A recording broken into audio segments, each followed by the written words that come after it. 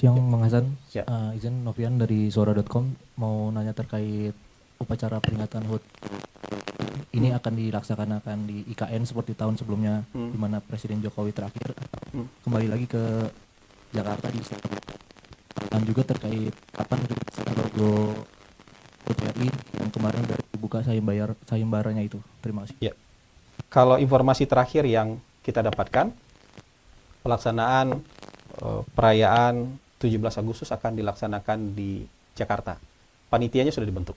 Ya, panitianya sudah dibentuk oleh Menteri Sekretaris Negara, sudah ada, dan PCO juga menjadi bagian dari panitia itu. Mengenai logo dan tema peringatan 17 Agustus tahun ini, perayaan kemerdekaan kita, perayaan 80 tahun kemerdekaan kita, akan segera di launching, ya, dalam waktu dekat. Tanggalnya mungkin nanti kita tunggu saja, tapi pasti dalam waktu dekat akan di launching oleh mungkin di launching oleh Presiden, ya, mengenai logo dan temanya. Jadi kita tunggu yang itu, ya. Selanjutnya Masih ada? Iya, masih satu terakhir. Oh, Satu terakhir ya. Kirain sudah selesai. Satu terakhir. Silakan Ya. Mentari. Waalaikumsalam warahmatullahi wabarakatuh. Antara. Ya, terkait pernyataan Menteri Agraria dan Tata Ruang Pak Nusron Wahid kan menyatakan bahwa pemerintah bisa mengambil alih lahan bersertifikat yang tidak dimanfaatkan gitu selama 2 tahun berturut-turut, dan lahan ini bisa didistribusikan salah satunya kepada organisasi masyarakat. Bagaimana Istana menyikapi hal ini? Kemudian ini juga masih terkait dengan pernyataan Pak Nusron bahwa ada 55 juta hektar lahan yang bersertifikat tapi ini dikuasai oleh 60 keluarga, walaupun tidak disebutkan secara rinci begitu keluarga seperti apa gitu. Nah, tapi ini bisa disebut menjadi kemiskinan terstruktur gitu. Nah, bagaimana pemerintahan Presiden ini untuk mewujudkan keadilan yang merata begitu dari segi lahan. Terima kasih Bang Hasan. Iya, mungkin saya jawab secara umum. Jadi semangat pemerintah yang pertama, semangat pemerintah adalah supaya tidak ada lahan-lahan yang terlantar. Lahan-lahan terlantar ini juga bisa juga menimbulkan konflik agraria. Karena dibiarkan sekian lama, ada orang yang menduduki, kemudian terjadi konflik agraria. Tapi pemerintah tidak akan serta-merta melakukan seperti itu karena ada masa tunggunya sekian tahun, ya, ada peringatannya, 3 kali peringatan supaya lahan itu tidak ditelantarkan.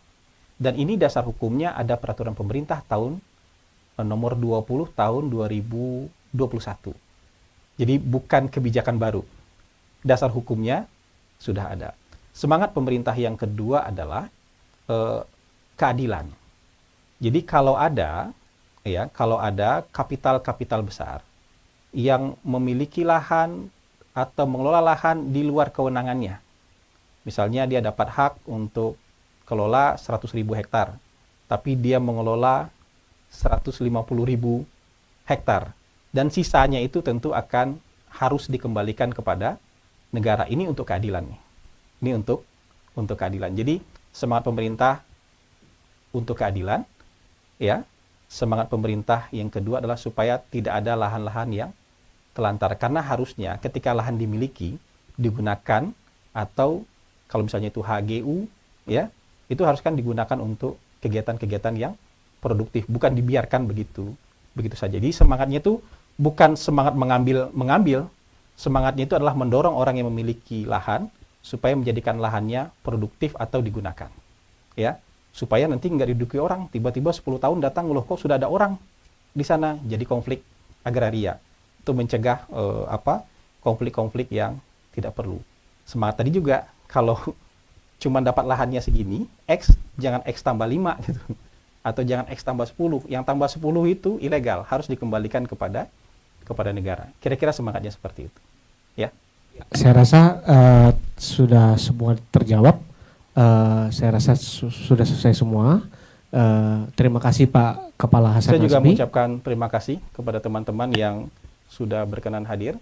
Untuk pertanyaan-pertanyaan yang hari ini fokus semua media dan ada di kepala teman-teman, mungkin beberapa jam lagi Presiden akan mendarat di tanah air dan teman-teman akan mendapatkan keterangan yang jauh lebih lengkap dan komprehensif. Terima kasih. Assalamualaikum warahmatullahi wabarakatuh. Terima kasih Pak Kepala, teman-teman. Ya, Terima kasih semua. Mudah-mudahan statement Pak Kepala tadi bisa memberikan nilai kepada masyarakat.